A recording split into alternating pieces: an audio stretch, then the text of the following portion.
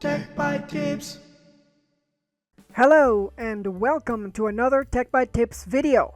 Before I start with the video, I want to thank two donors to the channel, and these people are Konstantins Krasnikovs and Franz Butter. Thank you very much for your donations to the channel. They're very appreciated. You are rock stars and you keep us going. On today's video, I'm going to be addressing a request that has been in the queue for quite a while, honestly. And I apologize to Helm Yadel because this has been over a year in the queue. It was a pretty challenging thing to get going. And his request was, "Hi man, can you make a video about NetBoot XYZ on Synology? Thank you." So that was the hard part because Synology uses a custom Linux kernel and has a lot of customizations applied to how the platform works. So for example, Docker has some restrictions and the kernel also has some restrictions. So I tried and I was not able to get it working properly, but this time I finally found a way to get this working properly. So I am going to show you how to do that. We're going to be talking about NetBoot XYZ, which is a way for you to do PXE booting of different operating systems using a tool that makes it simple for you. It enables you to boot many different operating systems using lightweight tools. It allows you to run live CDs, install or rescue systems by connecting your computer to the network booting options that you have. And it is powered by the iPXE project. So it leverages an open source project, which is iPXE, to do the PXE, which is the pre-boot execution environment for the systems. This is the official website. It's on NetBoot XYZ, and they have a GitHub repository that talks about this. So if we refresh here, we'll see that they have the github.com/netbootxyz/netbootxyz. That's the repository. I'm going to be referring to this later. So let's get to getting this ready. The first thing that we're going to be doing is creating a folder structure here. So I'm going to go here into my NAS and I'm going to go into the projects and into the containers. In the projects, I'm going to create a new folder that is going to be NetBoot XYZ. Let me copy that, and I'm going to create that same folder in the containers where I store all the stuff related to the containers, right? And inside this containers NetBoot XYZ, I'm going to add two new folders. One of them is going to be the config directory and the other one is going to be the assets. This is where we're going to be storing our configuration stuff, and this is where we're going to be storing everything that has to do with the images that we're going to be serving to the different machines in our network. So that's all that we need in the file structure here. There are other things that we need to do. In order for NetBoot XYZ to work properly, we need to create some files here. So in the assets folder, we need to create a boot.ipxe file that will be used to boot the different operating systems from the network by the machines. So in order to do that, let's go into the folder in our NAS. So I am going into the Docker containers NetBoot XYZ assets folder, and in here I'm going to create a new text document that I'm going to rename as boot ipxe, and I say yes, I want that extension, and then I'm going to open this with Notepad. So let's wait for this to come up with the pop-up. There we go, Notepad, and then I'm going to add the contents that we need for this. So it's pretty straightforward. You just need this to have the #ipxe and then chain and then the URL for the boot.netboot.xyz, and we can save this. And that's all that we need in this specific file here, which is the boot ipxe. And then this should be more than enough, but you might have some special cases where you're trying to boot some other operating systems that are kind of expecting other type of files. So for those, what we're going to be doing is we're going to be going into the releases of NetBoot XYZ, and on the latest version you should see here a bunch of assets, and we should be looking for the ones that say NetBoot XYZ EFI. So that is this file here, and also the KPXE, so this one here, and also the only XPXE. So these three files, we can basically download them from here. So these three files we're gonna click on them to download them, and we're gonna drop them in the assets directory. So I already got the only, so now the EFI and then the KPXC. So you should in the end have something that looks like this, which is the boot iPXE and then the other 3 files that I just downloaded from the releases of NetBoot XYZ's GitHub. So that's good. Then the next thing that we need to do is we are going to have to create a DNS mask configuration file, because we're going to be leveraging another container to get this working properly. So I'm going to go into the root of this, and then I'm going to create another text file here, but I'm going to rename this as DNS mask conf, and then yes, I want that extension, and then I'm going to edit this so I can open it here, and I'm going to dump this here, which is the port 0 log DHCP. So that's just configurations there, and then where it says DHCP range, you have to put the base of your network, right? So let's say you have 192.168.1. something is the IP of your computer, then you put 192.168.1.0. If your network is like, for example, 10.0.10.0, then you can use that. The important thing is that this is going to be your network base, right? And then you're going to select here the IP of your NAS.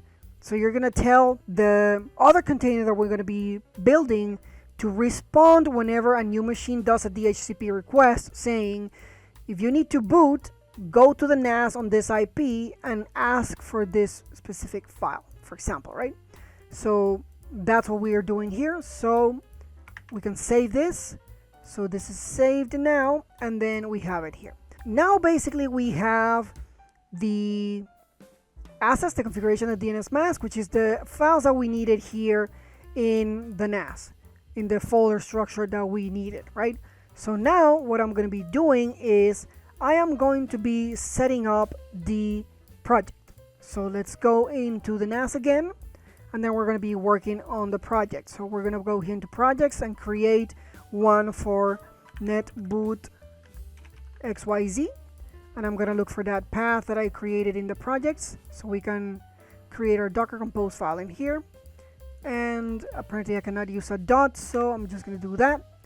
And then I'm going to copy the equivalent of the Docker Compose file. I'm going to click next. Don't start it so that we can see it better now. And we go here to see it in a bigger screen. So in here, we're going to be defining 2 services, right? The first service is the NetBoot XYZ service, which is the container that is actually going to be running the NetBoot XYZ service.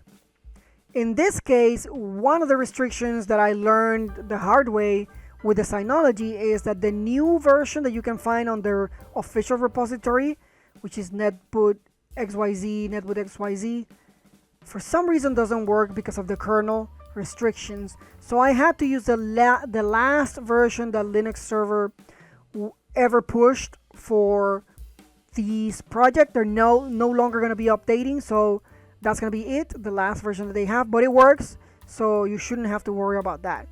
And then I'm going to name the container NetBoot XYZ, and then I put here the usual environment variables, which is the user ID and the group ID for that user, so that our container can read and write to the folders that we have created here. And we need to specify an Nginx port, so that is the port that is going to be serving the content to our machines when they try to boot. And then this other one is the web application port, which is the configuration interface where we go and set up the application. So those are the environment variables. The next thing that I do is I map the folders that we just created. So the config directory that is in the Docker containers NetBoot XYZ, which is this one here, I'm mapping that to /config in the container. And in the container /assets is mapped to the assets folder that we created in here. So that's where it's going to store all the information. That's why we mount that. Now, in here, I commented out the ports, but you have the option of trying to use the ports if you prefer, if you don't want to expose it directly in the host mode. but for the sake of the video, I just ran it in host mode. So this is saying run it like if you're running on the machine. Basically, you don't have to expose ports like we normally do. And then this is all that we need, like restart it unless we manually stop it. And that's all that we need for the first service, which is the main one, which is the NetBoot XYZ. But what happens here? You need a server that is listening for DHCP requests. And usually your router is not really very configurable so that you can set up the different parameters that you need to tell the machines, go here and get your boot stuff, right?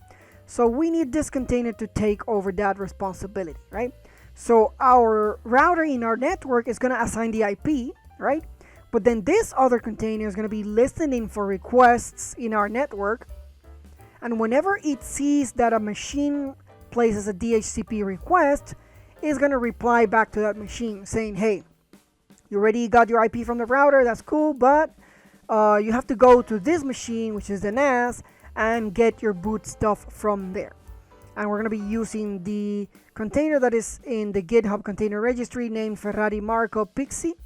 And we're going to name it proxy DHCP because that's what it does. It just proxies the DHCP requests. And in here, we're going to mount that DNS mask file that we created before. So this one here, we're going to mount it inside the container in the etc DNS mask conf, and it's going to be read-only, so we don't have to worry about that getting messed up. And again, this is also going to be running in the network host mode. It shouldn't have any problem listening to stuff in our network. And we're going to make it a network administrator, like give it the capability to manage the network if necessary. And we're going to tell it to restart unless we manually come here and stop it. So this should get us the two containers that we need to get this running. So let's save this and build it. And then it's going to pull the images for both containers. It's going to build the two containers and we'll come back when it starts. That was pretty fast, so that is done. Let's go and clear this notification right here. And if we go into the containers, we see two containers like I said before. We have the proxy container here, which is going to be listening for the requests and then forwarding them to the NAS to actually serve the booting infrastructure files that it needs. And then we also have the NetBoot XYZ, which is the actual application server, and as we can see, it's running. It says that it's listening on port 3000, so everything is looking good on our side here. So now we should be able to go into the IP of our NAS. Oh, but actually first let me show where you can find the containers that I'm using, right? So if you go into Docker Hub and you look for Linux server NetBoot XYZ, that's the first container that we're running that is going to be running the actual application, and then the other one is in GitHub. So if you go into GitHub in the container registry, you'll find this repository Ferrari Marco Docker-Pixie, which is for that additional container. Now, if we go into the IP of our NAS and then we go into port 3000, we get to the interface of NetBoot XYZ. Now, this is important here. It runs everything that we need. But I did notice that the TFTP server, sometimes it doesn't recognize it properly, so you don't see anything here. So you can validate that it is running in the container properly by running this command that I left commented out in the bottom here. So if you get this command, and then you go into the container for NetBoot XYZ, and then you say, I want to open a terminal here, and then you create a new terminal using bash, so bin shell, sorry, not bash. Then you get a terminal here, and then in here you should be able to paste that command, and then you see that it is actually listening for connections. So everything is good, even though you don't see the TFTP there, it is listening. So don't freak out if you see that it doesn't show anything here. It is actually working. And then it basically gives us a little bit of information here. So it tells us that we're running a specific processor. In my case, it's a Xeon E5-2697B4 with 8 cores assigned to my NAS. And you can see like a graph here of the usage. It's not right now a lot. And here we see the memory. So this machine that is running my NAS has 16 gigs of RAM and is using 2.9 gigs of disk buffer, and you can see that the usage is pretty low right now. It's running the web server, which is Nginx, and we can see the version of the web application and the menu, and it says that it's up to date. So this is what we see on the first page here. If we go into the local assets, this is where you would pick things that you want to host locally if that's what you want to do. By default, it's going to download all the things from the internet. So if you're booting a machine, then that machine has to be able to access the internet if you're going to use the remote assets that they have. If you want to host the operating system locally in your machine, then you need to download whatever version here that you want, because there's a bunch of different operating systems, and pull those and then store them locally here. I just wanted to cover that. I don't think it's necessary, but if you need to, I can cover that later. Now you can donate to the developer of this application by clicking here. It's going to take you there. And in the menus is something where we can configure if we want to host the images locally, we need to make a change here. So let me just cover that to get it out of the way. You go into the boot config, and then you look for this one that says the location of the custom live assets, and then you see that it points to the GitHub repository. So then you would just change that to the IP of the NAS and then port 8080. Why? Because if you go to that address, which is the IP of the NAS and port 8080, then you would see the different stuff that is here stored in your NAS. So that's what you would be using to boot the files that you host locally in your system. So when you pull something from here, when you go into the assets, it's going to store that in here, and then it's going to be accessible locally. But in order for that to work, you need to make sure that in the boot config, you have changed that to point to your IP of the NAS and then port 8080. You save it, and then that's it. So that's the only change that you need to make if you want to actually host the files yourself. I'm not going to do that. I'm going to use it online so I can show you what happens. So now our instances are running. We have NetBoot XYZ listening, and we have the proxy DHCP container also listening. So this container is going to redirect the client to the right place in our network so that it can pull the images that we want to build. So how do we test this? I'm going to test this using my ESXi server, and then we're going to create a virtual machine, and then we're going to be using that virtual machine to try to boot it from one of the different operating systems. Alright, so here I am in my ESXi host, and in this host I'm going to create a new VM. I'm going to make sure that that VM has a name that is recognizable. So I am going to name this machine Pixie Test, and I'm going to say that this is going to be a Linux machine, and it's going to be an other Linux 64-bit machine. That's perfect for me, so I'm going to click on next. I have my storage here, so I select it and next, and then I'm going to give it, just for the sake of it, I want to show you something very important, so I'm going to give it only 2 gigabytes of RAM. I don't need a disk. I'm going to give it 4 CPU cores, and I don't need a CD drive here, so that's more than enough. But this is going to be a problem, and I'm doing it on purpose, because remember that we're going to be booting a live image, and the live image needs to reside in memory. And I want you to see what happens if you make that mistake, so you don't freak out and you know how to solve it. So I'm going to put one with very little memory, and it's going to fail. All right. So now I'm going to click on next, and then I'm going to finish this, and then I'm going to look for that machine, and I'm going to start this machine here, and then we're going to go into the console to see what happens. So let's look at it. As you can see here, boom, our Pixie has responded. It assigned the NAS as the place where it has to look for the files, and then it started requesting the information that it needs to boot the NetBoot XYZ application, and we get the menu here. So we gotten to the point where we have our menu. Excellent, our application is working. So now let's say that I want to boot the Ubuntu Live CD. So I go into Live CDs, I scroll all the way down and select Ubuntu, and then I want 2204. And then I want, you have several versions here because it has different user interfaces. So let's go with the Genome, which is the default one, and let's see what happens. You see that it says that it needs to download something from the GitHub repository. So it is trying to fetch that image that we need to boot the operating system. and it is trying to boot the operating system, as you can see here.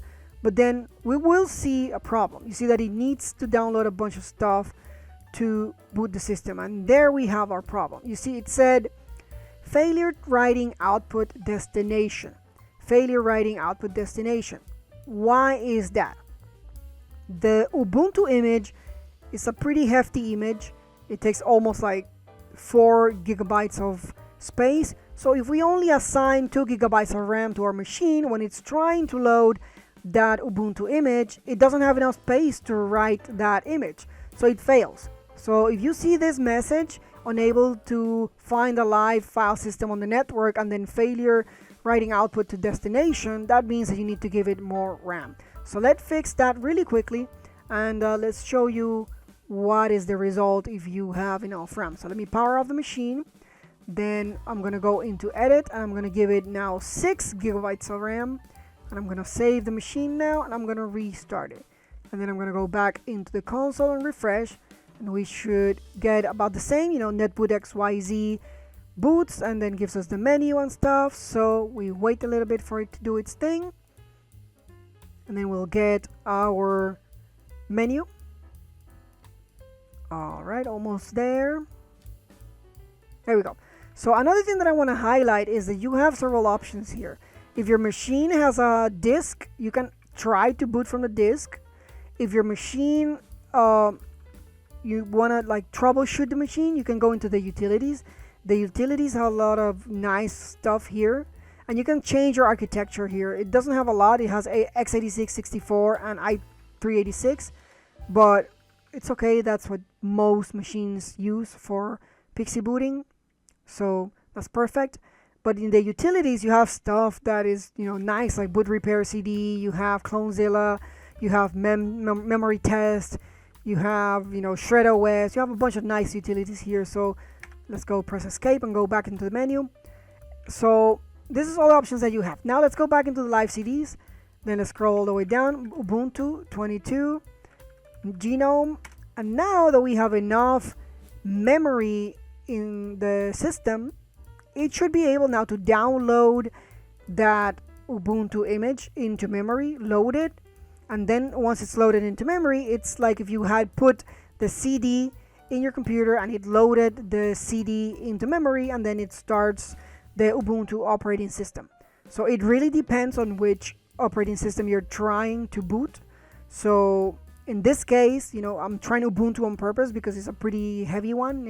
It has a lot of stuff, but there are others that don't really need a lot. So you can always try all the different operating systems and find whatever it is that you need. But you see, once we are able to actually download the files, then it proceeds. It doesn't give us an error. It still has to get other stuff going, so we have to be a little patient and wait for it to actually load the operating system, but it should be coming up in a little bit of time here. So let's give it a little bit of time. And as we can see, the live CD for Ubuntu has loaded. So pretty straightforward. You just can load things directly from their resources online. If you want to make it fast or you want to host it yourself, you just pull the images that you want to host and then make the change in the boot config file. So that's it. That's how you get NetBoot XYZ working inside a Synology NAS using Docker containers. So I'm glad I was able to solve this problem, because this video was honestly bothering me that it had been in the queue for so long. So I'm sorry it took me so long, but finally I'm able to get you what you asked for. So I hope you like it. If you did, hit the like button, subscribe to the channel if you have not done so, and click the little bell so you are notified whenever I upload a video. And you should have not received an ad on my video because I am on purpose not monetizing the channel. So that means that all the effort that I spend in making all these videos yield me no returns, no money. So if you like the content and you want to support me, feel free to donate using the link in the description below. I prioritize the requests that I get from donors, and if I am not able to make a video for X or Y reason, I'll reply to your message and let you know. So if you place a request and you haven't gotten a message saying that I was not going to make the video, it's just that I'm having to figure out how to get things going, and it's still in the queue. It'll eventually get out. So yeah, I'll see you in the next one. Take care.